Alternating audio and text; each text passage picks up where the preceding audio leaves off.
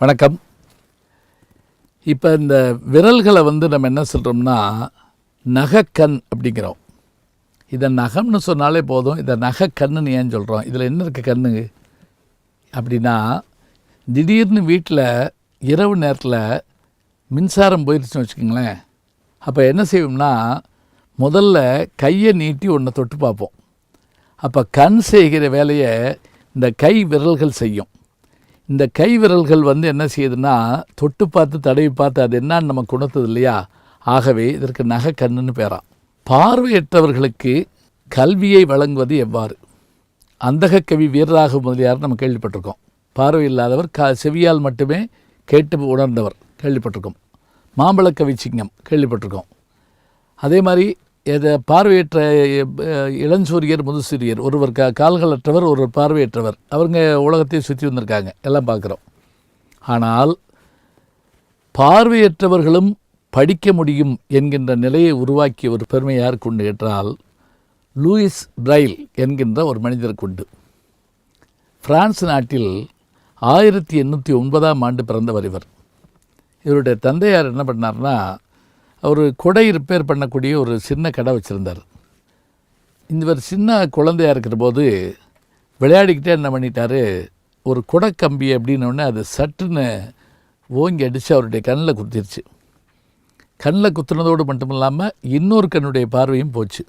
இவர் பிறந்தபோது பார்வை இல்லாமல் இல்லை, பார்வை குறைபாடு இல்லை, இடையில் ஏற்பட்டதுனால பார்வை இல்லாமல் போச்சு. அதனால் படிக்கிற வாய்ப்பு இல்லாமல் போச்சு. என்ன செய்வதென்று இவர் யோசித்து கொண்டு வந்தபோது, அப்போது சார்லஸ் பார்பர் என்கின்ற ஒருத்தர் என்ன பண்ணார்னா, 8 புள்ளிகளை கொண்ட ஒரு அமைப்பு உருவாக்கி அந்த புள்ளிகளின் மூலமாக எழுத்துக்களை புரிந்து கொள்ளும் முறையை இராணுவத்திலிருந்து உருவாக்கி காட்டினார். அதை உள்வாங்கி கொண்ட பிரைல் அவர்கள் 20 ஆண்டுகள் கடுமையாக முயன்று தன்னுடைய பிரைலி முறையை கண்டுபிடித்தார். 6 புள்ளிகளுக்குள் அனைத்து எழுத்துக்களையும் உள்ளடக்குமாறு ஒரு முறையை கண்டுபிடித்தார். பார்வையற்றவர்களுக்கு அது பயன்படுமாது 6 புள்ளிகள் தான்.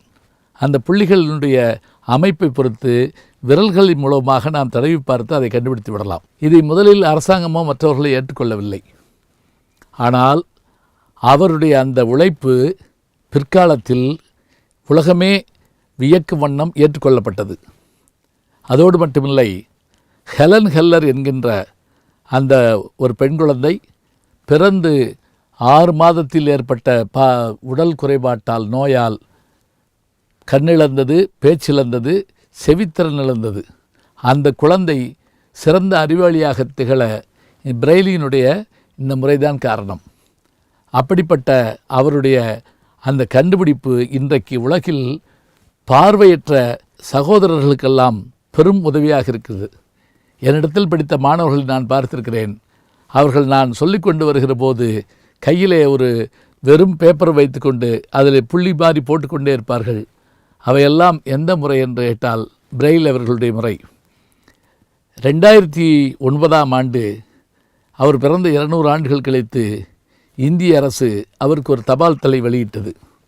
என்றால் அவருக்கு பார்வை போயிற்றே என்று அவர் சோர்ந்திருக்கவில்லை.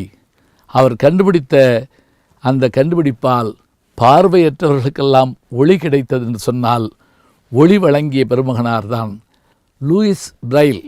பிரைலி முறை உலகத்திற்கு ஓர் வழிகாட்டி. இது போன்ற நல்ல செய்திகளை நாளும் சிந்திப்போம், நாளை சந்திப்போம். அன்பிற்கினிய யூடியூப் நேயர்களே, நீங்கள் என்னோடு இன்னும் நெருக்கமாக தொடர்ந்து வர வேண்டும் என்று சொன்னால் இன்ஸ்டாகிராம், ட்விட்டர் போன்ற பதிவுகள்லையும் என்னை நீங்கள் தொடருங்க. பின்தொடர்ந்து வாருங்கள். நாம் எல்லோரும் முன்தொடர்ந்து செல்வோம்.